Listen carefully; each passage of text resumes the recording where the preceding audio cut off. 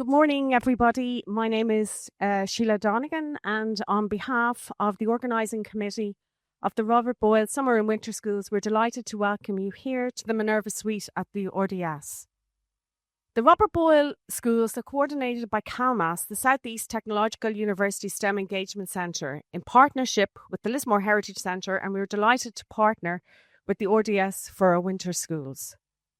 This year's theme, Mind and Matter, builds on last year's very successful winter and summer schools. Whether you are a scientist, a history enthusiast, or if you have a curious mind, today is designed to bridge the gap between science and our broader culture.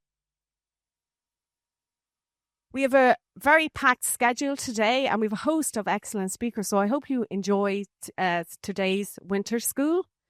Without further ado, I'd like to introduce you to Marian Corcoran, who is chair of the RDS Science Committee, who will speak about the RDS and their newly reformed Boyle Medal.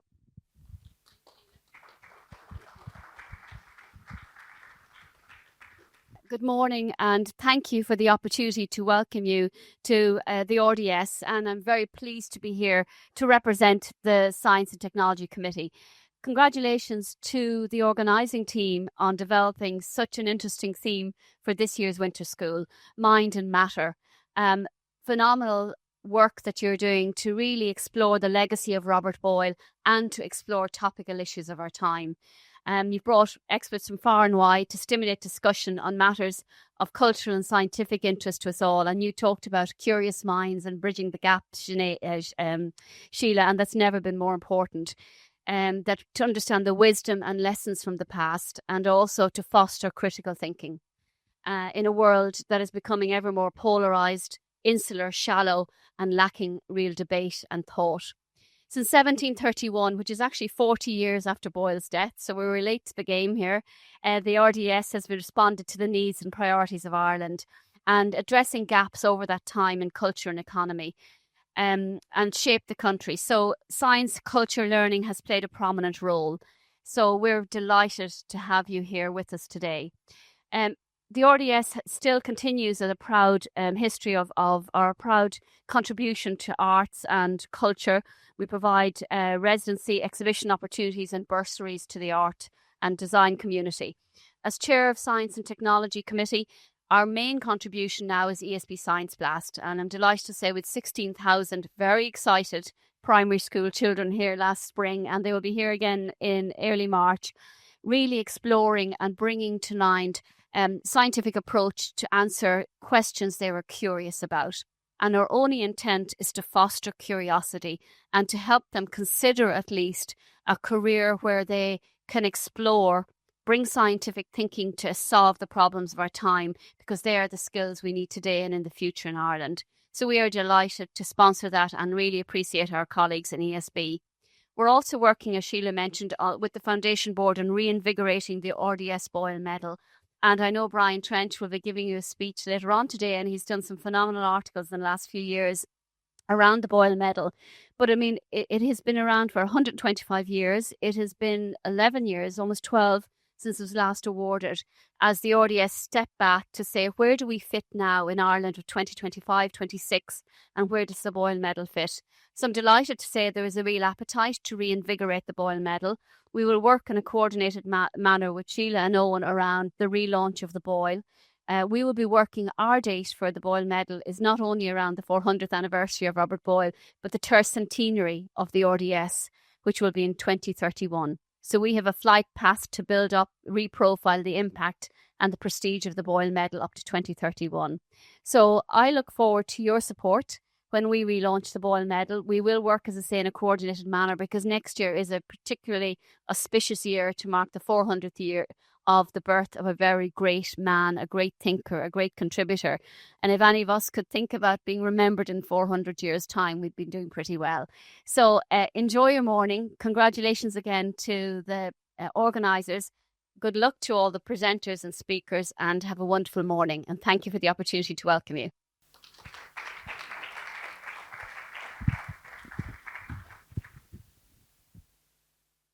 I'm still Eoin Gill, and you're all very welcome. And I'm just going to introduce the team and just say a little bit about why we do what we do. last week I was taken by my wife to the with the Dundrum Art Appreciation Group to Belgium for a trip around, and by chance I saw this painting in Bruges, Anton Klessen's, and it's entitled "Mars Surrounded by the Arts and Sciences Conquers Ignorance." And the first thing that struck me about this painting is that this was 1605, so 20 years or so before Boyle was born. But the fact that arts and sciences there wasn't a huge divide between arts and sciences. That was the first thing that struck me. Then, of course, the idea, what essentially we are doing is we are fighting ignorance. That's what we do in education, and it's particularly what we do in Calmast. Now, this is Mars conquering ignorance, and poor ignorance is there with his ass's ears being trampled by Mars. That's not the way we work. It shouldn't be Mars there conquering. It should be Minerva, and it's we're in the Minerva suite, and Minerva was the goddess of wisdom, and Mars, of course, was the god of war. And too often we're I suppose, our instinct is to go into conflict with people, but ignorance is a word that's misused a lot now, and a lot of people are a bit squeamish about using it. But ignorance is lack of knowledge.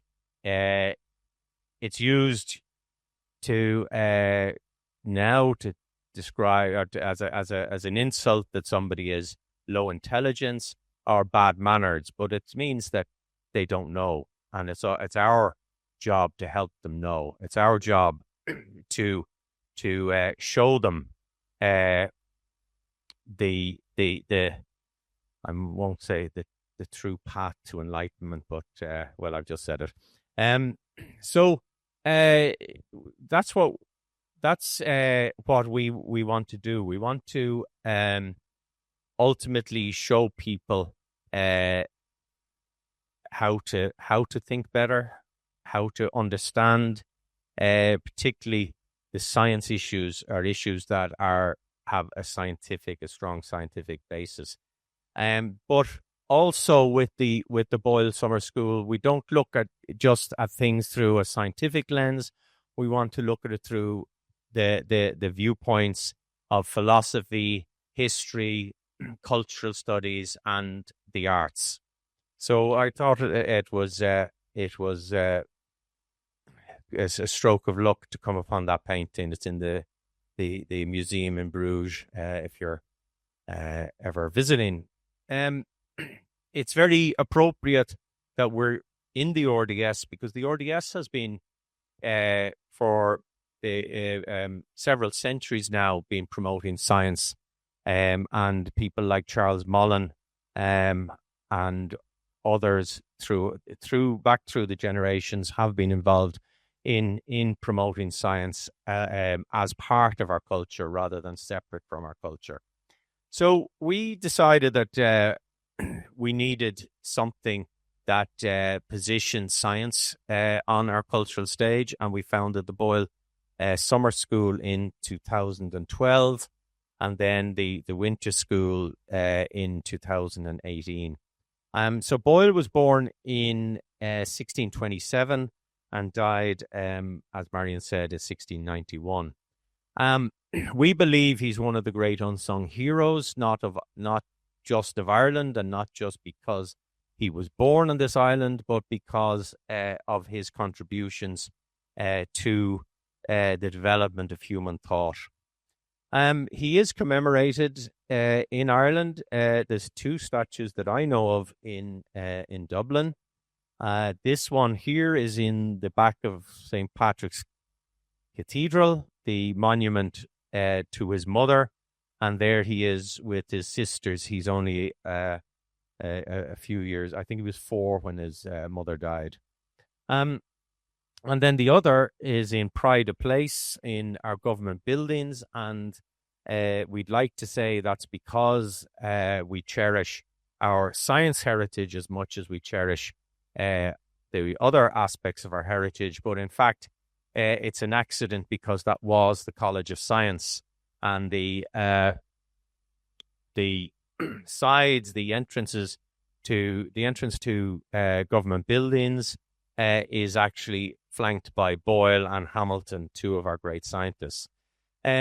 So that's kind of accidental, but we would like to think that we will elevate Boyle and Hamilton and others to that level of respect in our consciousness.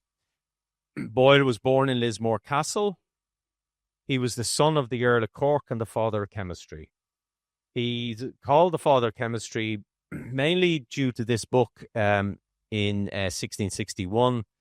The short title is The Skeptical Chemist, where he argued for an experimental approach to chemistry, which was the preserve of alchemists and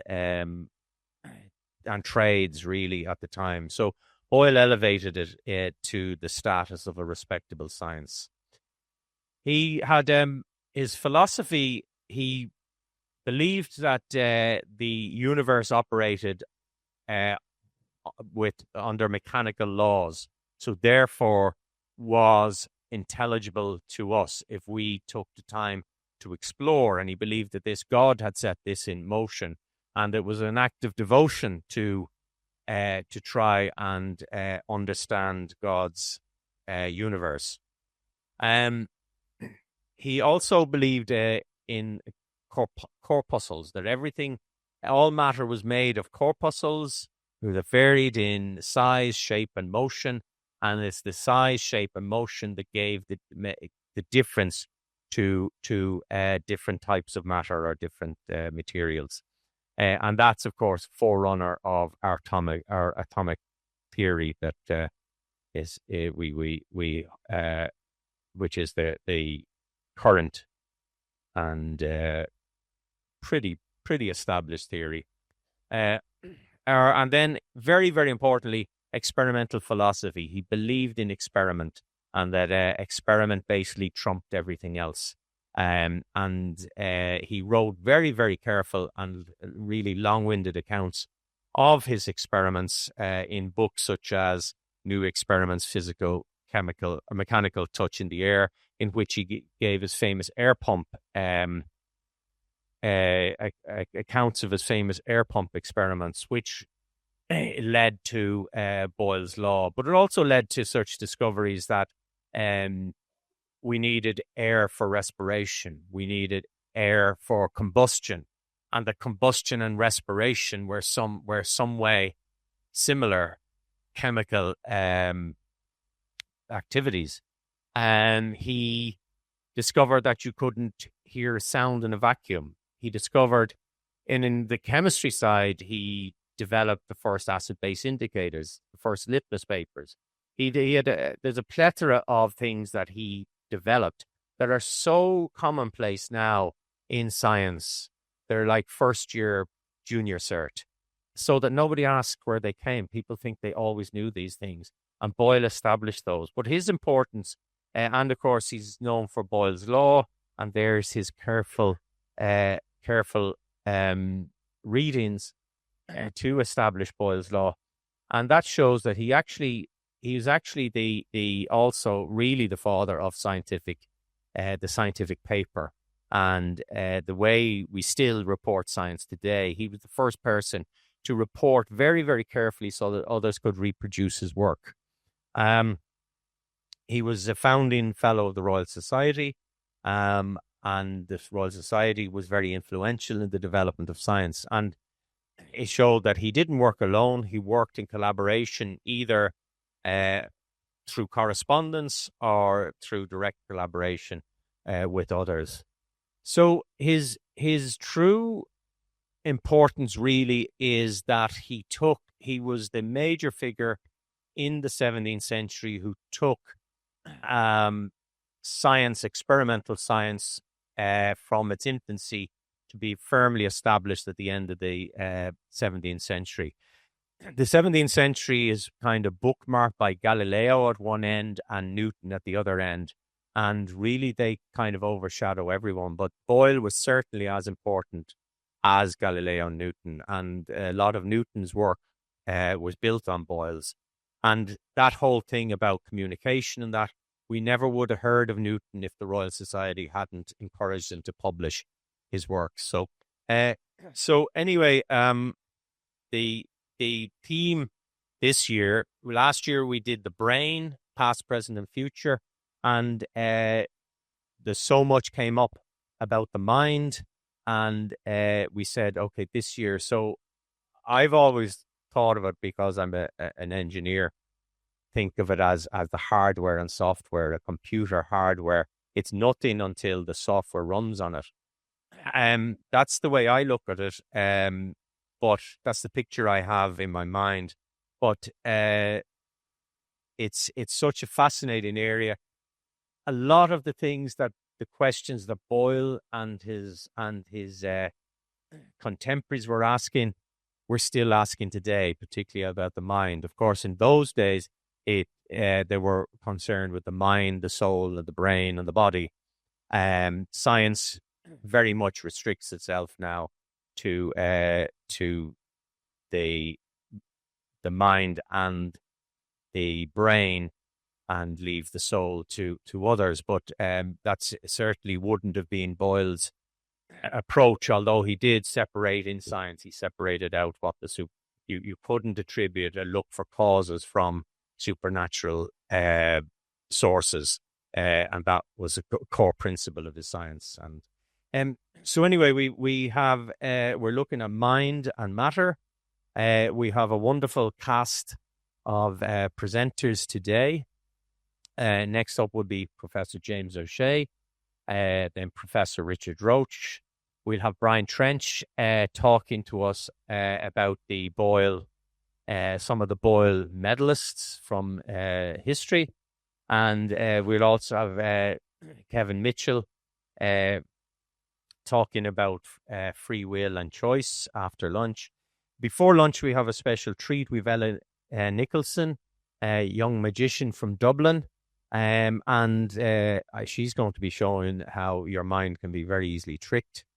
And we will also have Keith Wilson joining us for a panel discussion in the afternoon. The panel discussion will be chaired by Ida Milne.